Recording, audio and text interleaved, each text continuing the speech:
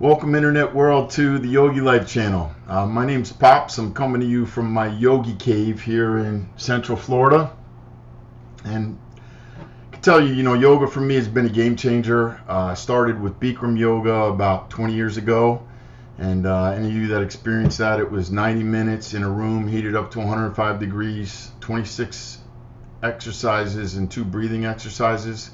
13 standing, 13 on the floor. And it was pretty tough, but it was a great experience. And then on the back of that, I got into transcendental meditation, which really, saved my marriage and saved my life.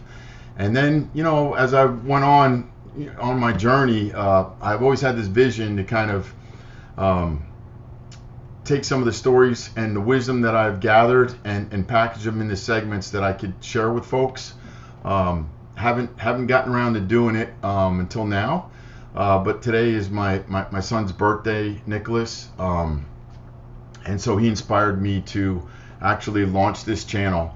And expectations are not super high. Like, if this is just to document some of my thoughts from my family, that's great.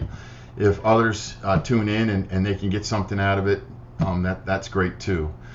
So the first one that I've got is something that I discovered called "The Dash" by Linda Ellis, and it's a poem that I read for sadly, eulogies for both my mom and my dad. They had 88 and then 89 years in their life, and it speaks to the dash is everyone has the day that they're born, and then they've got this dash, and then the story ends the same for all of us with the other date, right? So it's that dash in between.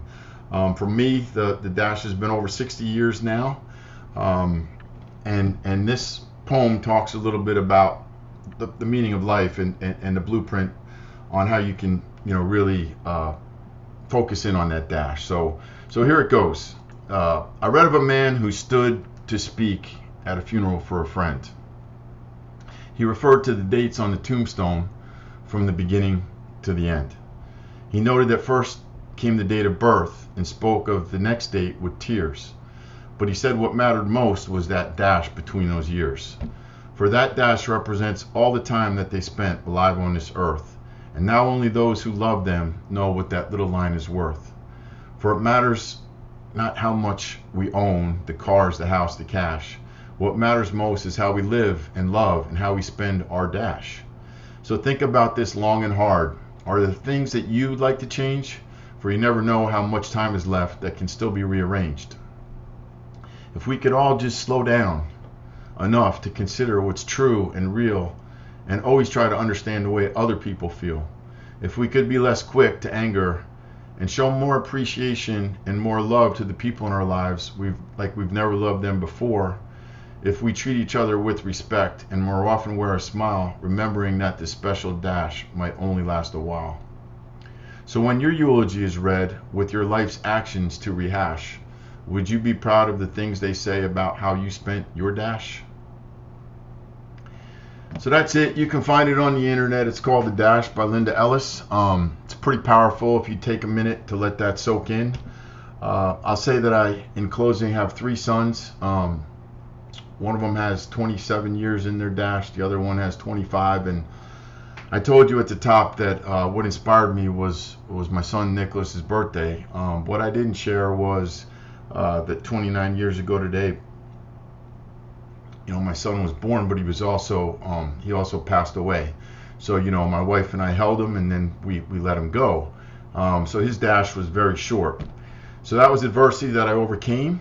And for folks out there that might be experiencing some adversity or loss of someone that's dear to them, know that you can get through it. And you owe it to the people here, and you owe it to those that have passed to live your dash the best that you can. So that's kind of it. That's the first cut at the YogiLife Channel. I hope you enjoyed it and you took something away from it. If you like it, please come back, because hopefully I'll have more to share. And like they say, I guess, like and subscribe. Yogi Life, one life, live in harmony. Namaste.